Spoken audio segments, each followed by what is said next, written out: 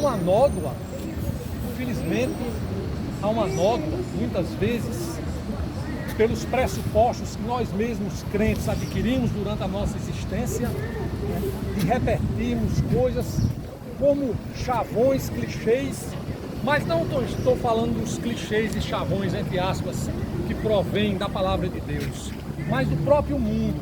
Então muitas vezes nós oramos sem a reverência necessária, muitas vezes nós pregamos de uma forma autômata ou de uma forma mecânica, e isso, a evidência, não agrada ao Senhor. Por isso precisamos da fé, por isso que precisamos da graça, por isso que suplicamos por isso, para que o Senhor nos ajude sempre, para que nos mantenhamos sempre, né, com perseverantes na fé. E é interessante, eu estava dizendo ao irmão Léo aqui, agora pela manhã, que o mesmo sentimento, aí eu vou falar de emoção também, porque o crente também, ele é humano, então ele também tem emoções, e aquele que crê em Deus tem emoções, a evidência, não as emoções mundanas, eu quero falar, mas eu estava dizendo que o mesmo sentimento que eu tive quando eu iniciei, né, essa trajetória, essa jornada, né, chamado e convocado pelo Espírito Santo de Deus, assim eu creio, para iniciarmos aqui, o mesmo sentimento permanece em mim. E uma das coisas que eu sempre oro para o Senhor é que não tire de mim, você é como se o Espírito Santo se ausentasse de mim. Deus, eu peço ao Senhor sempre que não tire de mim essa vontade de pregar o Evangelho. Por quê? Isso não é uma questão humana, porque nós cumprimos o segundo mandamento de Deus, que é o amor ao próximo, e eu não canso de repetir que a maior expressão de amor ao próximo chama-se anunciar a palavra da salvação. Amém. Então é isso. A palavra de hoje eu estou lembrando aqui sobre luz. Eu estou vendo aqui uma luz difusa no céu, qual seja uma escuridão misturada com uma luz, e eu vejo como nós humanos precisamos de luz. Essa semana eu passei 2 dias sem internet, fazendo analogia entre luz e internet, e eu vi o quanto é ruim, o quanto isso nos incomoda. É um sofrimento que nós temos, né? Nós nos acostumamos à luz, à presença, então quando nós perdemos aquilo, é como se tivéssemos morrido uma parte de nós. Vocês já passaram por essa experiência de chegar em casa e faltar luz, e você ficar desesperado. Alguém que já dirigiu à noite e o farol ficou apagado, vai sentir também essa sensação de trevas. Mas eu não quero falar dessa luz, eu quero falar de outra luz. Eu quero não falar da luz estética, dessa luz que nós vimos, fisicalidade. Eu quero falar de uma luz do sobrenatural. Então aqui eu quero ver o cenário, permita-me ler as anotações que eu fiz. O cenário é o reino dividido de Israel. Lá pelo ano de 931 a.C., após os reinados de Saul, de Davi e de Salomão, cada um com a duração de 40 anos. Então o reinado unido, vamos dizer assim, de Israel, os reinos unidos de Israel, duraram 120 anos. Então, com a divisão que houve em seguida, temos o reino do norte, que é chamado de Israel também.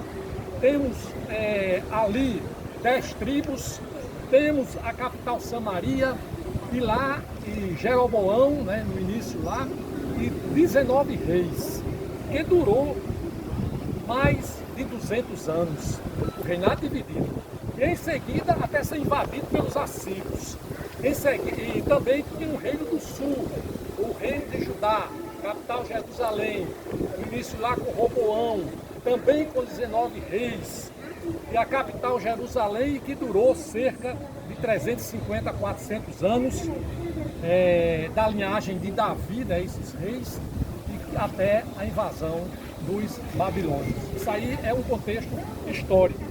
Então o profeta Isaías, aí nesse tempo, por volta de 740 anos antes de Cristo, ele fez um apelo ao povo de Deus. E é isso aqui que é o norte bíblico para essa pregação. Ele fez um apelo ao povo de Deus. Ele disse assim: venham, ó casa de Jacó, e andemos na luz do Senhor. Isaías 2:5. Preste atenção, irmãos. Estou falando da luz sobrenatural, a luz do Senhor. Isaías vislumbrou como profeta do Senhor, essa visão. Todavia o povo de Judá, com as suas idolatrias, com a sua ganância, com o seu orgulho, sendo um povo infiel, ele desprezou o Santo de Israel, que era como Isaías chamava Deus, Santo de Israel. Na Escritura está lá, 30 vezes ele chamando Deus, Santo de Israel. E por isso mesmo Deus rejeitou Judá. Então Deus rejeitou Judá por causa dessas abomináveis, né, condutas do povo de Deus, Então no término do capítulo 8, verso 22 do livro de Isaías, aprendemos. Então diz Isaías: olharão para a terra e eis aí a angústia, a escuridão e sombras de ansiedade, e serão lançados em densas trevas. Vejam aí o oponente da luz, né? As trevas, a escuridão. Como dito, isso ocorreu naquele vetusto tempo, lá cerca de 2.700 anos atrás. E nós olhamos para o mundo de hoje, o que nós vemos, irmãos, vemos alguma diferença? Refletindo sobre os dias atuais, percebemos mesmo alguma diferença entre o relacionamento do povo com Deus? É possível notar que o texto referente ao apelo de Isaías, esse que eu falei, andemos na luz do Senhor, ele não fala de uma pessoa, olhe, você ande na luz do Senhor. Ele não fala especificamente em alguma pessoa. Na verdade, nós vimos a convocação do povo, sem exceção, do povo, ó casa de Jacó, que é a casa de Israel, que é o povo de Deus. E ali se encontrava o quê? Como hoje, um povo perdido, exatamente como o povo do mundo de agora. Porém, no plano de Deus, então vamos agora reverter aqui a página, vamos mudar. No plano de Deus, no alto da sua misericórdia, ele deu esperança ao povo. Ele deu esperança ao povo. Então vejamos o início de Isaías 9:1. Diz assim: mas para a terra que estava aflita, não continuará a escuridão. Recebamos isso. Não continuará a escuridão para quem está aflito. Deus nos primeiros tempos tornou desprezível a terra de Zebulon e a terra de Naphtali, mas nos últimos tempos tornará glorioso o caminho do mar, além do Jordão, Galileia dos gentios. Então ele diz no 9:2 assim: o povo que andava em trevas viu grande luz, e aos que viviam na região da sombra da morte, como todos, resplandeceu-lhes a luz. E o próprio Isaías, no mesmo capítulo 9, verso 6, ele ensina qual é a esperança refletida nessa luz. Que luz é essa, irmãos? Que luz é essa? É a luz que nós buscamos aqui no mundo, a sabedoria plena, a cientificidade das coisas, né? O dinheiro, as amizades.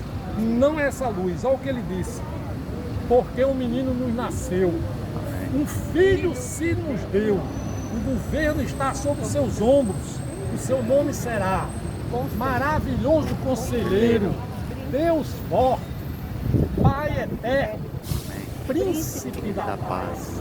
Só para dizer, irmãos, magnífico conselheiro. Conselheiro não é aquele que dá uma dica para alguém, não é só dar um conselho. O conselheiro é aquele que ensina como viver neste mundo para a glória de Deus. E o Antigo Testamento aponta para o Redentor, o Cristo, o Messias, Jesus. E se naquele tempo ainda o povo não tinha convivido com Jesus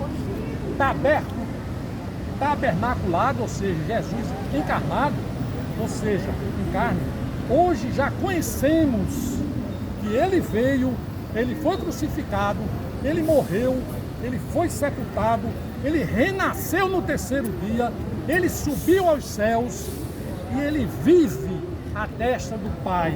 Enviou o Espírito Santo que habita em nós, que nele cremos, e voltará pela segunda vez. Amém. Então, irmãos, partindo para as promessas no Novo Testamento, João agora vai mostrar o cumprimento das promessas. João, o apóstolo João, capítulo 8, verso 2 diz: de novo Jesus lhes falou dizendo, estamos falando de luz, né, irmãos? Preste atenção. Disse Jesus: eu sou a luz do mundo. Quem me segue não andará nas trevas, pelo contrário, terá a luz da vida. Neste contexto, a luz Jesus traz a este mundo em trevas o verdadeiro conhecimento, a pureza moral e a luz que mostra a presença de Deus, conforme a Bíblia de Estudo NAA, comentário na página 1902. Então não vamos mais nos alongar. Jesus é a luz, Jesus é o Salvador do mundo. E segundo essa Bíblia que eu falei, de estudos, o livro de Isaías, só para concluir aqui, é uma visão da esperança para os pecadores, que somos todos nós, por meio do Messias vindouro, prometendo para o povo resgatado de Deus um novo mundo, onde o pecado e a tristeza serão definitivamente esquecidos. E nós aqui, onde estamos? Onde estamos? Responde Mateus 4,12, que fala do começo do ministério de Jesus. E em seguida nos mostra o Sermão do Monte, onde Jesus ensina. O que é que ele diz? Mateus 5,14. Vocês, nós, são a luz do mundo. Estamos falando de luz, irmãos. Jesus é a luz. Nós somos a luz também. Não se pode esconder uma cidade situada no alto de um monte. E sobre a luz ainda diz as Escrituras. Vamos a João 1,5.